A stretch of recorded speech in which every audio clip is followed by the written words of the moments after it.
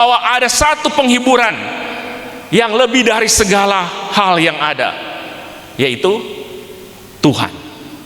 Tuhan sang penghibur.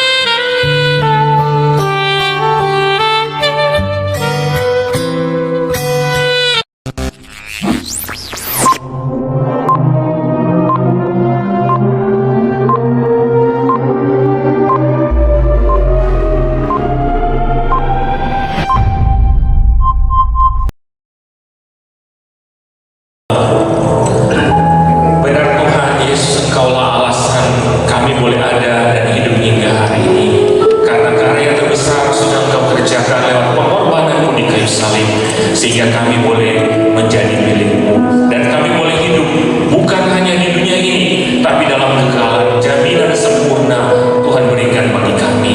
Terima kasih Tuhan Yesus, terpujilah Engkau, dan untuk kami boleh menjalani hidup yang Tuhan percayakan untuk kami lalui. Kami membutuhkan pelita, kami butuh pegangan, dan firman-Mu adalah pelita penuntun hidup kami, standar kehidupan untuk kami boleh hidup di tengah-tengah dunia yang penuh tantangan dan pergumulan. Berkenanlah bagi kami saat ini, kami akan membaca dan merenungkan firman-Mu. Biarlah Tuhan menolong kami semua. Tuhan membuka hati pikiran kami, dan firman Tuhan yang kami dengar boleh kami lakukan dalam hidup kami. Berkati hamba-Mu di segala keterbatasannya, Tuhan memakai di pagi hari ini. Dalam nama Tuhan Yesus firman yang hidup, kami berdoa. Amin. Silakan duduk. Ya, shalom bagi kita semua. Puji nama Tuhan. Ya, saya bersyukur kepada Tuhan Yesus dan berterima kasih kepada Pak Gembala, hamba Tuhan majelis di gereja GKI Shalom yang boleh memberikan kesempatan bagi saya untuk membagikan kebenaran firman Tuhan. Ya, sebelumnya saya memperkenalkan diri. Nama saya Yani Warongan. Saya Gembala GKI Agape Bitung di Manado, Sulawesi Utara. Jadi itu nanti kalau ada yang ke Manado bisa kontak-kontak kami dengan istri saya dan kedua anak saya. Berhubung kemarin anak yang tertua ada wisuda di STT Amanat Agung. Ya, puji Tuhan dia juga boleh berkomitmen dan memberi diri untuk melayani Tuhan. Dan Tuhan memberikan kesempatan untuk melayani di jauh di Sumatera Selatan sana, Lubuk Linggau, dekat kampungnya Pak Gembala, perbatasan. Ya, di ibadah ini saya diberi tema yang kita butuh selalu, yaitu penghiburan. Untuk itu mari kita membaca satu bagian firman Tuhan dalam 2 Korintus 1 ayat 3 sampai 4.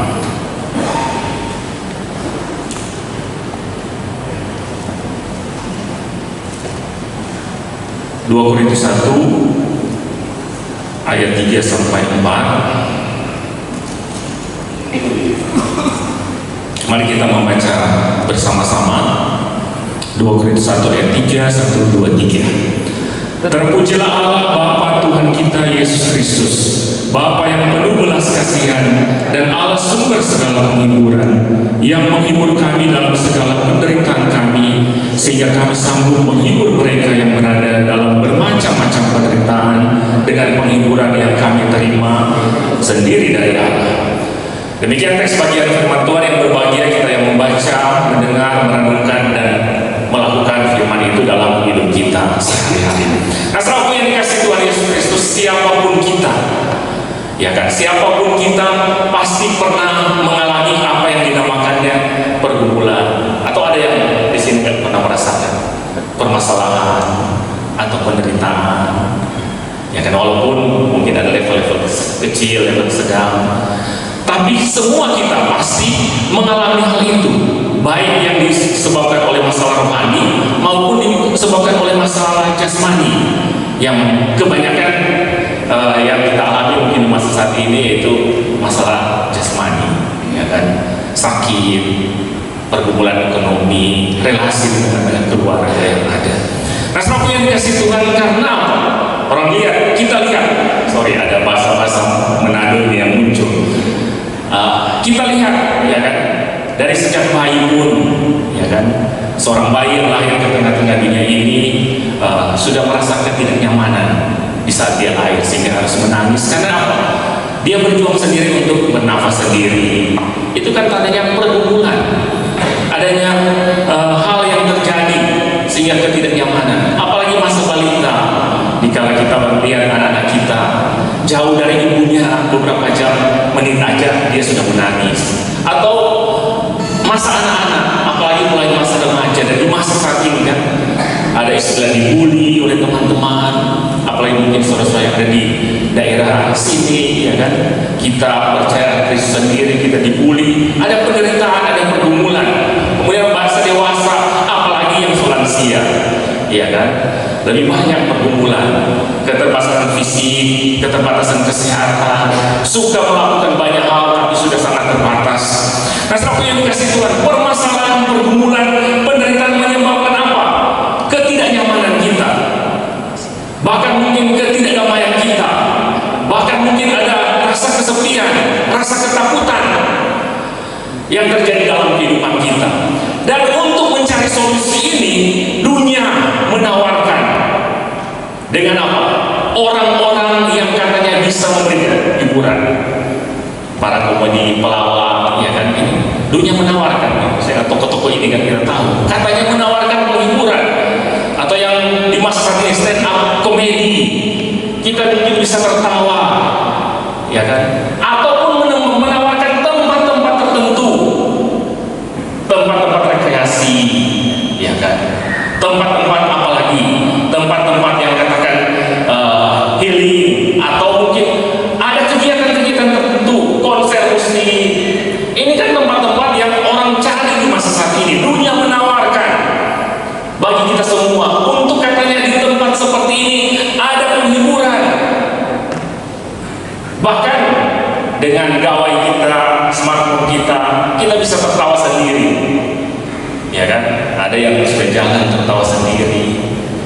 Katanya dengan itu ada penghiburan, ada sukacita. Tapi bahkan yang lebih lagi ada yang ke tempat-tempat negatif, tempat-tempat hiburan malam dan sebagainya, bahkan yang sudah meningkat obat-obat terlarang, katanya memberikan penghiburan dan kedamaian. Padahal itu semua sangat-sangat terbatas dan terkadang sangat-sangat sesaat. Tidak bisa memberikan penghiburan abadi, bahkan mengeluarkan biaya, ya kan?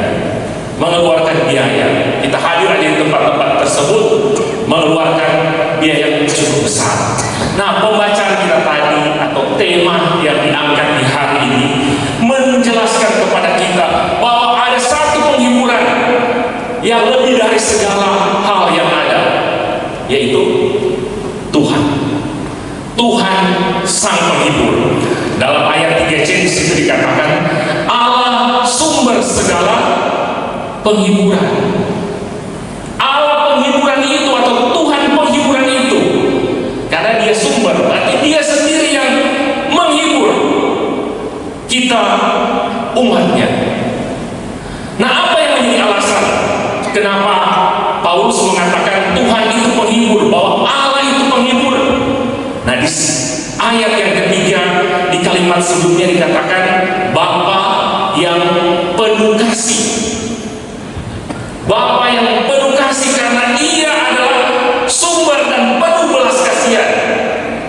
Dia tidak akan membiarkan kalau saya dan saudara yang sementara mengalami ketidakdamaian, ketidaktenangan, Dia akan merangkul kita, Dia akan menjangkau kita, karena Dia sumber segala kasih karunia.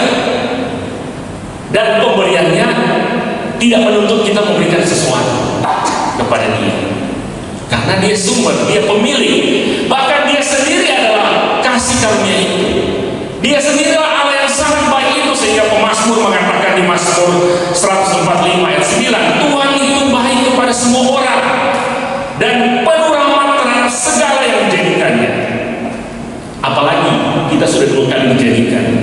Ketika kita kita dilahirkan, diciptakan di dalam oleh Allah, tapi setelah kita juga percaya kita diciptakan di dalam Kristus Yesus.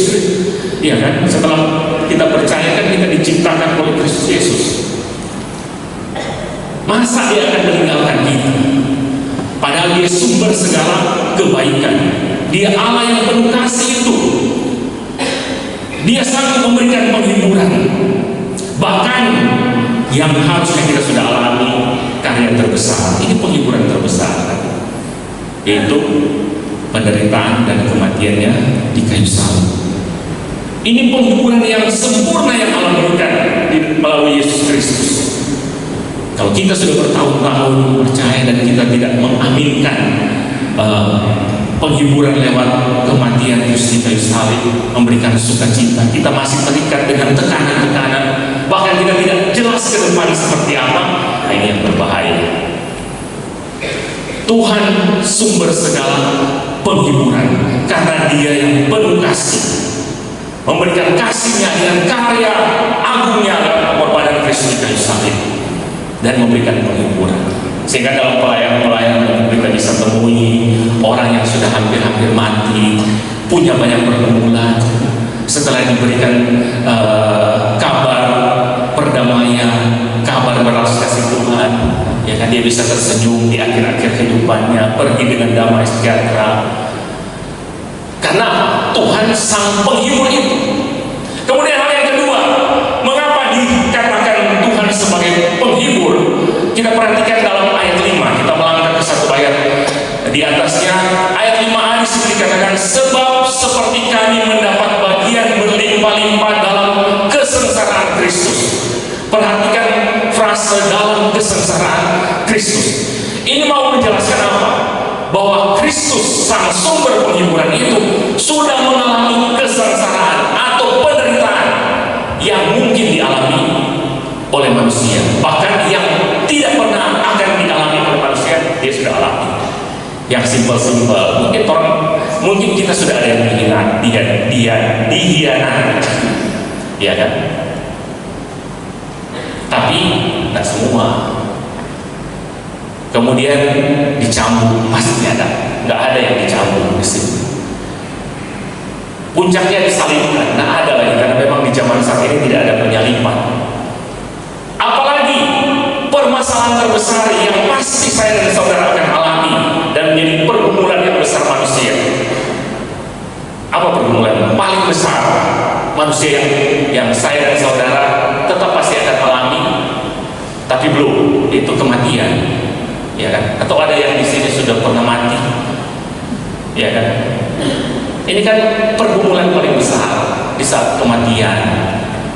Tapi Kristus sang penghibur itu sudah pernah mengalaminya, sehingga dia pasti akan sanggup memberikan penghiburan bagi saya dan saudara, bagi kita semua di kala mengalami permasalahan, pergumulan, penderitaan, ketidakdamaian, tekanan, kesedihan, ketakutan. Pasti dia akan sanggup memberikan penghiburan. Nah, Rasul Paulus waktu menulis bagian ini dan mengatakan Allah sumber penghiburan, bukan cuma sekedar kata-kata nasihat, tapi sesungguhnya kita tahu bersama dia sudah pernah mengalami penderitaan secara fisik. Catatan kita suci mengatakan, ya kan, dia dipenjara, dicambuk, didera, disiksa, hampir tenggelam. Ini penderitaan-penderitaan yang luar biasa. Kalau kita kan mungkin bagi anak-anak, pemuda, remaja mungkin nggak ada pulsa, itu cuma dianggap penderitaan, ya kan? Tapi Paulus menulis ini sudah mengalami, belum tekanan mental, sehingga dia mengatakan ada duri dalam daging di dalam dirinya. Jadi ia mengatakan ini karena dia sudah mengalami, sehingga dia sanggup mengatakan Allah sumber segala penghiburan, Tuhan penghibur itu, karena dia juga sudah mengalami di saat tekanan, baik secara jasmani maupun secara mental, dia mendapatkan penghiburan dari Allah. Sehingga dia membagikan dalam tulisan ini dan membagikan bagi kita semua yang mungkin sementara mengalami tekanan, pergumulan, ketidaknyamanan, kesedihan. Firman Tuhan menawarkan, datanglah kepada Sang Penghibur. Kata penderitaan di bagian teks ini dalam arti tekanan atau beban. Penderitaan dalam teks ini dalam bahasa aslinya diartikan tekanan atau beban. Sehingga Allah atau Tuhan Penghibur itu akan memberikan penghiburan dari setiap tekanan dan beban yang sementara dan akan kita alami di dalam hidup ini. Sementara yang sudah lewat, tapi yang sementara kita jalani dan yang ke depan pasti akan kita alami. Allah akan sanggup memberikan penghiburan bagi kita. Ya, kita kan nggak bisa mengatakan sudah tidak ada beban lagi, sudah tidak ada tekanan lagi, pasti tetap ada. Kalau sudah masalah terakhir yaitu kematian, baru sudah nggak ada beban. Tapi selama masih hidup, semua punya beban, punya tekanannya, punya pergumulan. Ini akan membuat kita merasa tidak damai, tidak tenang, tidak sukacita.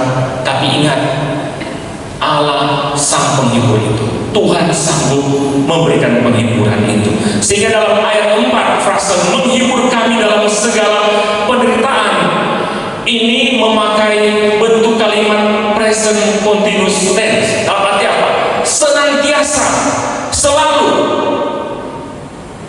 Allah menghibur dari beban dan tekanan kepada saya dan saudara, dan penghiburan itu senantiasa dan selalu di setiap keadaan kita, di setiap waktu kita. Allah Penghibur itu memberikan penghiburan. Dan kata menghibur ini dalam 2 Korintus 1 ayat 3 sampai 7 kurang lebih 7 kali ditulis. Dalam arti penghibur ini seseorang yang selalu berada di samping orang yang dihibur dan selalu memberikan semangat. Jadi selalu ada di samping dan selalu memberikan semangat. Ini arti penghibur. Jadi selalu ada, berarti tidak pernah meninggalkan saya, saudara, di situasi apapun. Kalau teman kan, ya mungkin hanya sebatas beberapa kali ada bersama, ya kan. Suami istri pun tetap masih ada keterbatasan untuk selalu bersama. Tapi penghibur ini, Tuhan Penghibur ini selalu ada bersama-sama dengan kita. Bahkan dikatakan selalu dekat dan memberikan semangat kepada kita untuk boleh menjalani kehidupan ini, melewati setiap tantangan yang ada di dalam kehidupan ini. Bukan hanya sekedar seperti yang di awal tadi saya katakan, para penghibur, para pelawak stand up comedy, tempat-tempat yang kita tuju itu kan hanya sementara. Setelah kita kunjungi ke tempat rekreasi pulang pun sudah mengalami pergumulan yang baru. Baru di jalan aja ada yang kemacetan, sudah mengalami pergumulan. Tapi penghibur kita yang sesungguhnya selalu ada dan bersama-sama dan tetap setia untuk memberikan semangat bagi kita, tidak pernah meninggalkan kita. Tinggal tentunya apakah kita meluaskan Dia berkarya dalam hidup kita, memanggil Dia, mengutamakan Dia, menghibur itu dalam kehidupan kita. Nah, selanjutnya bagaimana Tuhan Penghibur, Allah sumber penghiburan itu menghibur saya dan saudara?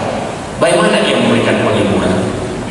Yang pertama tentunya Allah menghibur lewat Roh Kudus yang ada. Allah memberikan penghiburan, dan Roh Kudus itu dikatakan adalah Roh Penghibur. Pada waktu Yesus menjanjikan kepada murid-muridnya dan digenapi lewat peristiwa Pentakosta, itu jelas Roh Kudus adalah penghibur. Yohanes 14 ayat 26, tetapi penghibur yaitu Roh Kudus. Kemudian Yohanes 15:26, jika penghibur yang akan diutus. Dan saya percaya, dan Alkitab juga menulis, kita semua kan punya Roh Kudus. Yakin kan ada Roh Kudus kan? Amin. Kita yang sudah percaya kepada Kristus pasti memiliki Roh Kudus, karena Alkitab menjamin itu, ya kan? Dalam Galatia 4 ayat 6 kan di situ. Setelah kita menjadi anak, maka Roh Kudus ada dalam hidup kita. Efesus 1 ayat 13 di situ jelas kan ditulis, kita dimeteraikan dengan Roh Kudus.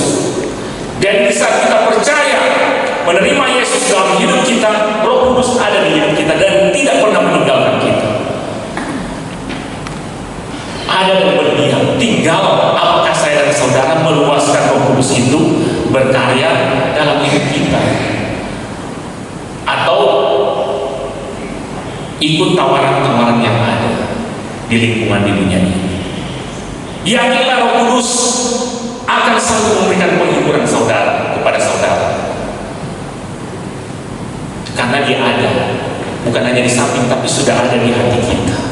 Orang percaya di saat kita percaya kepadanya. Sehingga Kisah Para Rasul 9 ayat 31 di kalimat terakhir dikatakan, jumlah makin bertambah besar oleh pertolongan dan penghiburan Roh Kudus.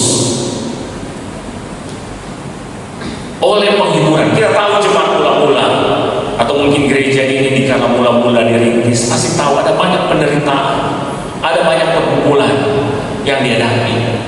Tapi dikatakan seperti jemaat mula-mula, ada penghiburan dari Roh Kudus. Dan itu juga pasti sementara dan terjadi di dalam kehidupan kita. Kemudian hal yang kedua, Allah menghibur dengan apa? Allah menghibur kita melalui firman dan janjinya. Roma 15 ayat 4 itu di situ ditulis, sebab segala sesuatu yang ditulis dahulu telah ditulis untuk menjadi pelajaran bagi kita, supaya kita teguh berpegang pada pengharapan oleh ketekunan dan penghiburan dari kitab suci. Melalui firman Tuhan dan janji-janjinya, maka kita mendapatkan penghiburan. Sehingga harus apa yang harus kita lakukan? Yang baca Alkitab, datang dalam ibadah, karena persekutuan gereja pasti di situ ada firman Tuhan. Kalau ibadah di gereja, persekutuan gereja sudah tidak ada firman Tuhan, berarti arisan dan sebagainya. Maka malah arisan ada kadang-kadang di daerah-daerah Kristen ada firman Tuhan yang disampaikan, ya kan? Dengar, baca Alkitab yang adalah firman Tuhan, ingat janji-janji Tuhan. Ini memberikan penghiburan di saat kita mengalami kelemahan. Kita ingat Tuhan menawarkan ketenangan, ya kan? Matius 11 ayat 28. Itu janji Tuhan. Tuhan memberikan kekuatan di saat kita sementara berduka cita, bahwa orang yang percaya kepada Tuhan bersama-sama dengan Kristus, maka saya yang percaya pun pasti akan bersama-sama. Ini janji Tuhan, firman Tuhan. Nah, dalam sebuah penelitian yang ditulis oleh surat kabar Washington Times, di situ dalam penelitiannya bahwa apabila orang membaca Alkitab secara teratur, bukan saja baik bagi jiwanya, tapi juga baik bagi tubuhnya. Dan dalam penelitian dilakukan kepada kurang lebih 500 orang, dikatakan tingkat depresi lebih rendah dibanding mereka yang tidak baca Alkitab. Jarang kecanduan obat terlarang, jarang terjadi perpecahan dalam perkawinan, dan tingkat kesehatan jauh lebih baik. Ini penelitian yang secara ilmiah. Ada yang pernah saya dengar kesaksiannya, sakit luar biasa, stroke, tapi setelah dia mulai baca Alkitab, setiap hari baca Alkitab berulang-ulang, ada semangat dari pemulihan. Karena apa? Hati yang gembira adalah obat. Dan dikala kita membaca janji Tuhan, ini membuat hati bersuka cita dibandingkan dengan tekanan luar biasa di lingkungan kita. Dan dia boleh mengalami pemulihan demi pemulihan di dalam hidupnya. Kita yang sudah percaya kepada Tuhan, kita sudah yakin akan kekekalan, tapi dalam hidup ini kan harus kita jalani, ya kan? Harus kita jalani. Dan dengan kita setia membaca Alkitab, maka kita akan mendapatkan penghiburan sukacita. Bahkan dalam penelitian di sebuah penjara di Inggris, 600 orang narapidana setelah bertobat, setelah membaca Alkitab beberapa bulan, mereka bertobat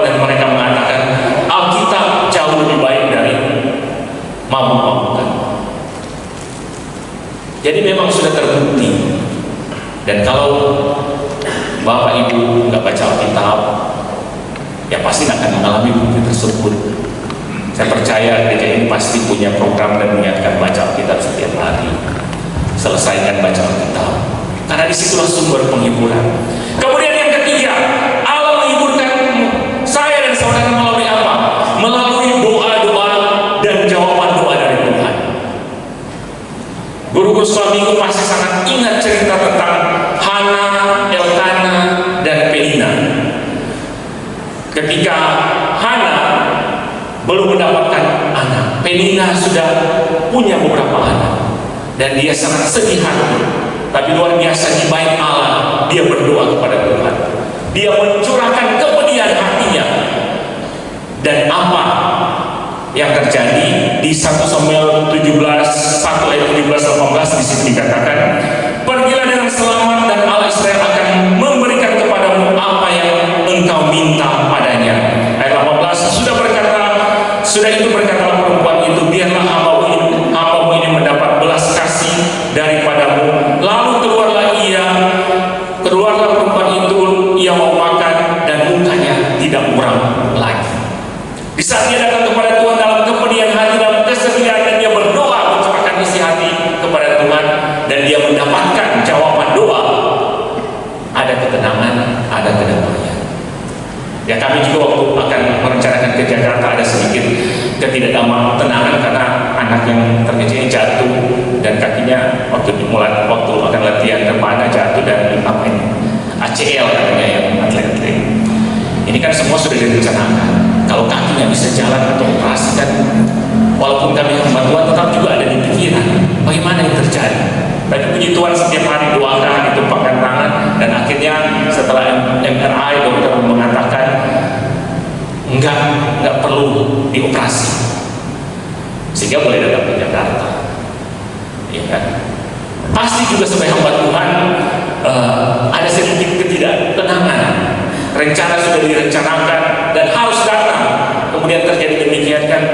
Tapi puji Tuhan didoakan, jangan diminta kalau boleh Tuhan jangan operasi, dan Tuhan menjawab. Dan kita juga pasti mengalami hal-hal demikian. Ada begitu banyak pergumulan dan kita berdoa kepada Tuhan, dan jika Tuhan menjawab, ada sukacita, ada kegembiraan, karena itulah cara Allah menghibur kita. Dan terakhir, Allah menghibur kita dengan apa yang pasti kita nantikan, berkat-berkatnya. Allah menghibur kita dengan berkat-berkat yang Ia berikan kepada kita. Dalam satu peristiwa ketika Petrus dan Yohanes akan masuk ke bait Allah, di situ ada orang lumpuh, ya kan, yang tidak bisa berjalan, dan firman Tuhan menyaksikan setelah dia mengalami kesembuhan, akhirnya orang itu bisa berjalan dan melompat-lompat. Ada kegembiraan. Nah, akhirnya saudara punya dikasih Tuhan Yesus Kristus, Allah sumber penghiburan kita. Tuhan penghiburan itu. Tinggal apakah kita mau memprioritaskan datang kepada Dia atau tidak. Dan salah satu cara memprioritaskan Dia yaitu datanglah ke dalam persekutuan. Prioritas persekutuan, prioritas ibadah minggu. Kalau ada punya saat-saat sulit, tekanan dan pergumulan, datanglah sujud kepada Tuhan. Datanglah dalam persekutuan ibadah minggu. Baru setelah itu mungkin kita ke tempat yang lain, dipersilakan. Dan pasti penghiburan dari Tuhan adalah penghiburan yang sejati bagi kita semua. Tuhan Yesus memberkati firman-Nya. Amin. Mari kita berdoa. Ya Tuhan, terima kasih Engkau Allah sumber penghiburan. Engkau lah Tuhan penghiburan kami dalam situasi-situasi yang sementara dan ke depan akan kami hadapi. Tantangan, pergumulan, permasalahan yang menyebabkan ketidakdamaian, ketidaktenangan, ketakutan, kesepian, kesedihan. Tapi lewat firman-Mu belajar dari apa yang ditulis oleh Rasul Paulus, bahwa Engkaulah Allah sumber penghiburan yang sanggup memberikan penghiburan yang sejati, bukan hanya sesaat, tapi penghiburan abadi di hidup ini. Tuhan menolong kami. Memang terkadang tekanan, pergumulan, seringkali kami berusaha untuk keluar dengan mencari jalan-jalan dunia ini. Tapi lewat firman di hari ini mengingatkan kami, kalaupun kami sementara mengalami pergumulan itu, datang kepada-Mu Tuhan, dan janji firman-Mu penghiburan Tuhan pasti akan berikan, karena Engkau adalah Bapa yang penuh kasih, Bapa yang baik, yang tidak akan membiarkan kami ada terus dalam pergumulan tantangan kehidupan ini. Terima kasih Tuhan, hamba terbatas